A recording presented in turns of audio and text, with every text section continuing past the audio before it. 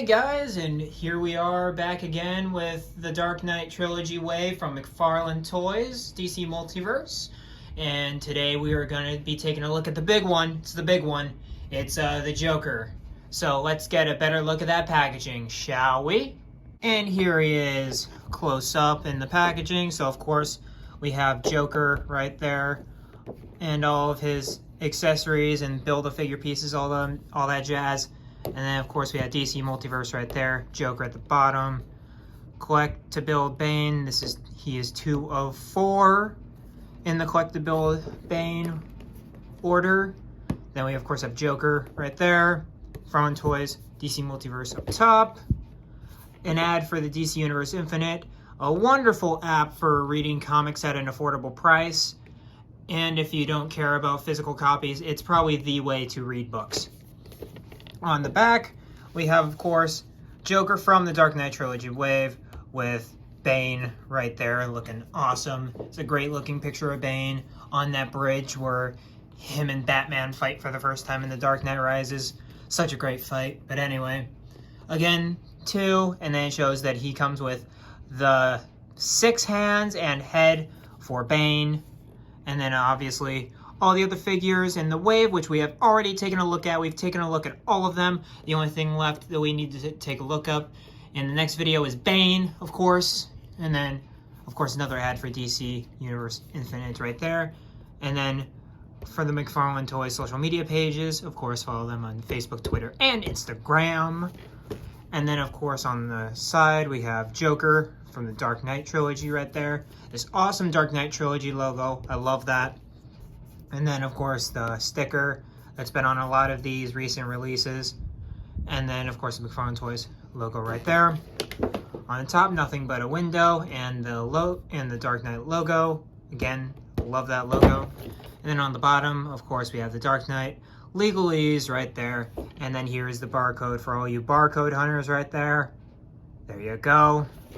But yeah, all right, guys, let's get this man out of the packaging. And here we are with the Joker figure out of the packaging. And of course, before we take a look at the rest of the figure, we're of course going to take a look at the other contents, which include, up first, we have the base, which I can't tell. I'm pretty sure this one's actually printed correctly, unlike the Two-Face one. Check out that for context, but yeah, overall, decent base. Again, 3 circles. I don't know why we're going backwards. We were so good with 4, but it is what it is. And then, of course, we have the card right here with one of the most famous posters from The Dark Knight, the Why So Serious poster. Absolutely great right there. And on the back, he has a very prominent one, which, again, this one's pretty accurate because it doesn't go like, oh, he was drenched in acid. Because with this Joker, nobody actually knows how he became the Joker. A lot of people theorize that he was a veteran of some kind, which I am a fan of that conspiracy theory, that he's just a scarred veteran because of how well he uses certain things like RPGs and stuff like that. But it's never been confirmed by Chris Nolan, and probably will never be confirmed by Chris Nolan, because that would take away from the performance of Heath Ledger, of course. And then, of course, for the last thing, we have stack of money right here, like how he slides down in the film. And then there's a peg for Joker to stand there, like kind of victoriously, like that. And it looks great. And from what I've seen in other reviews, I've seen that this bill right here is separate enough that you can actually take it and use it as an accessory. I won't do that because I don't want to destroy this piece. But you can do that if you want to. It seems like it's separate enough where you can do that. But the more you know. And again, you can see like every bill. It's very awesome that they managed to print out every single layer and then bundled them up like actual money. It's just really cool. I'm a huge fan of that. I like that a lot. And then, of course, we have all the Build-A-Figure pieces, you know, Bane's head, all of his different hands, you know, you've got this hand right here, along with this hand right there. And for the other side, you got these. You need these hands because that's from the famous pose where like he's walking out like a boss ready to challenge Batman. You need these hands. But yeah, more monologuing, kind of thespian looking hand. And then of course fists. What would Bane be without fists? But yeah, awesome pieces right there. But of course now we're going to take a look at the Joker as seen in The Dark Knight.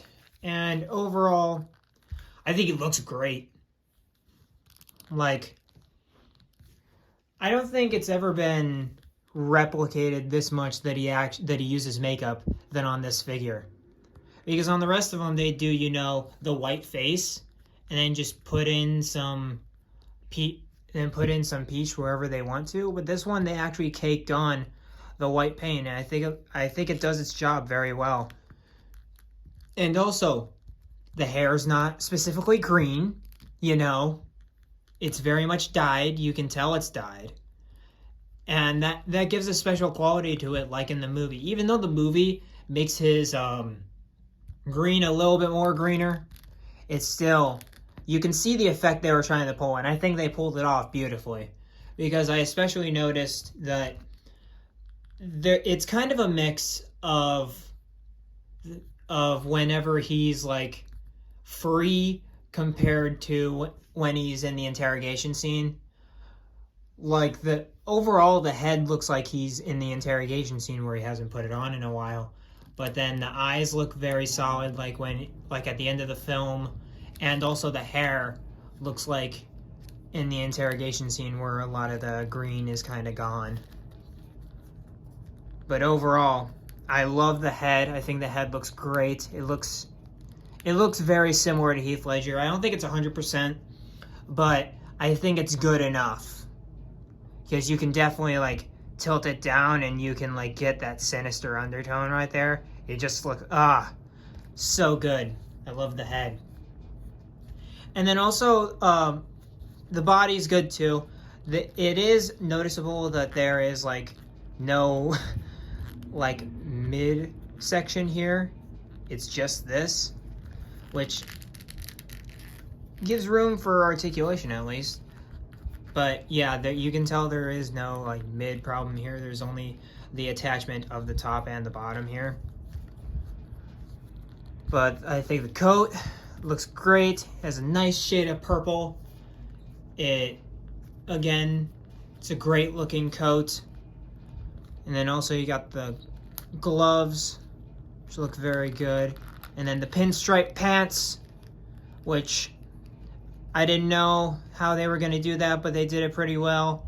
And then also the windswept look on the coat looks especially great. Like, I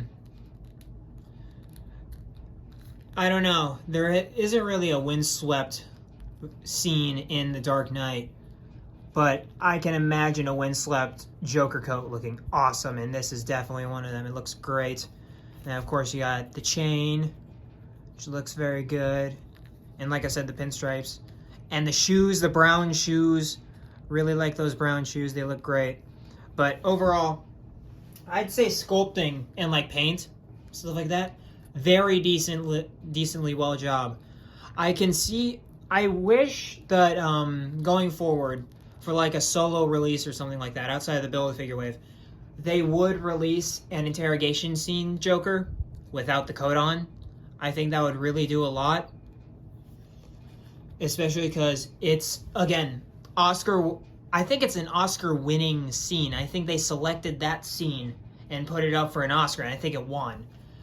I'm not sure about that, but I'm pretty sure. And I know they used it as an example for his best supporting actor win during the Oscars. So I think it's a no-brainer if you wanted to do more of these kinds of figures to do an interrogation scene Joker.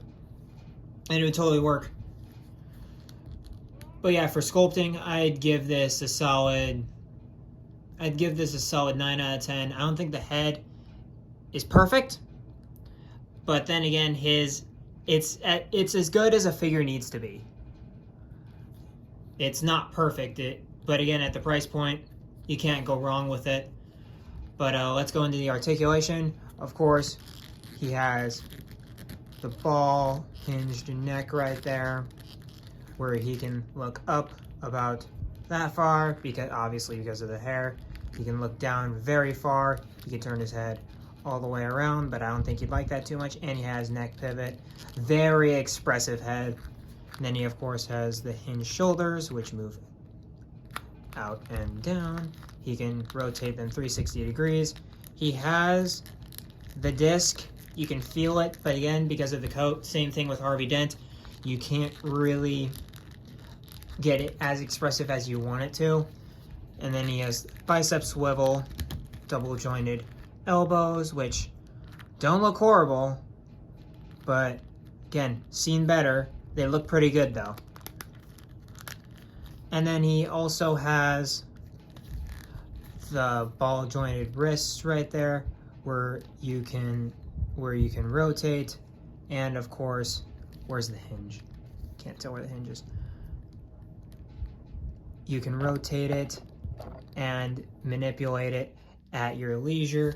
This side, kind of like the Harvey Dent, is stiff, or at least I need to like pop the I could still rotate the hand, but I can't like actually do anything with the joint.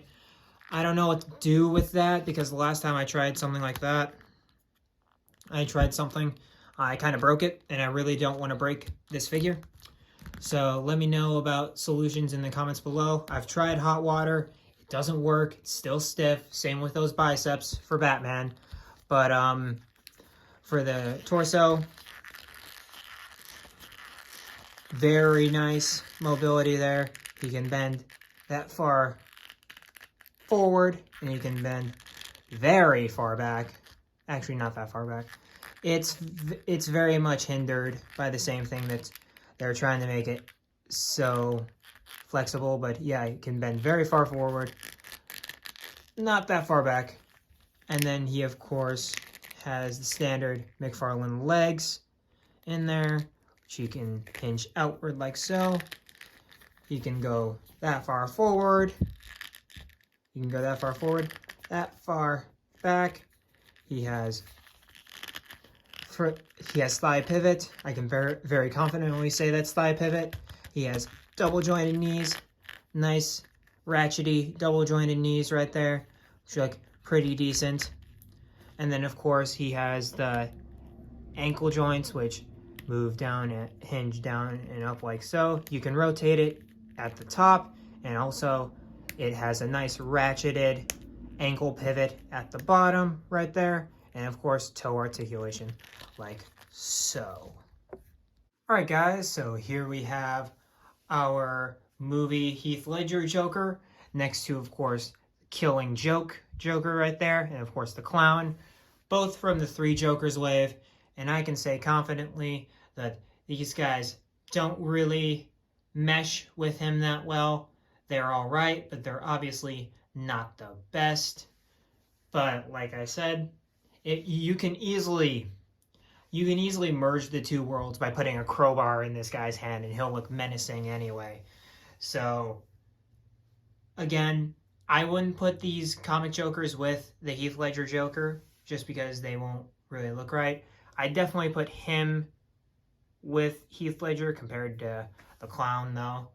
But outside of that, I wouldn't even put these guys near each other, to be honest. We have the whole wave outside of the Build-A-Figure Bane, and I'd say it's a mixed bag. There are some high highs with these three actually right here. Scarecrow was honestly a low-key sleeper hit, and then but that Two-Face is okay. But yeah, of course these will look great together because, like I said, they're all from the same wave, and They're from, at least 3 of them are from The Dark Knight, the same movie. So there's that. But yeah, you can see each of them. You can see Batman beating the crap out of all of these. So it's an A plus in terms of like continuity and going together with me. So guys, that'll do it for this review on the McFarlane Toys Joker from the Dark Knight Trilogy wave. And honestly, this guy is not bad at all. And I know they had to hit this out of the park because, of course, of Heath Ledger's untimely passing and stuff like that. But overall, I'm very pleased with this figure. Of course, I got him in a pose that I'll probably be using with him till the day I die right here. Him sitting on the money, impersonating the Thinker. Just overall, he's a fun figure. He's definitely a fun figure, and you can definitely get a lot out of him. Just from what I've seen right here, you can totally get a lot out of him. But besides him like sitting on the money, I can't see a lot to do with the money accessories because you can't really see him like power. You can't get him in a power stance on the money because he has to be standing like straight up, and you can't really like, the pants won't allow him to get his ankles spread far enough. So it's a whole thing. But overall, I think as a piece as a whole, if you had to get one Joker, it wouldn't be this one, but it would be like second or third. It's a very good figure. I still think Batman's the best. As of right now, I still think Batman's the best of the wave. But he is definitely second. And Scarecrow was a sleeper hit. And then unfortunately, Two-Face is at the bottom. Two-Face is the only one I really don't care for. But yeah, outside of that, I absolutely love this figure. I think they did a really good job with Heath Ledger's face, and you can totally get him into a lot of unique poses and stuff like that. And yeah, that's basically all I have on this figure for now. Please like, comment, subscribe, all of that good stuff. Tell me what you think about the figure in the comments below. And as always, I'll leave you with this. Keep collecting, be kind to one another, and I'll catch you guys in the next video. Peace.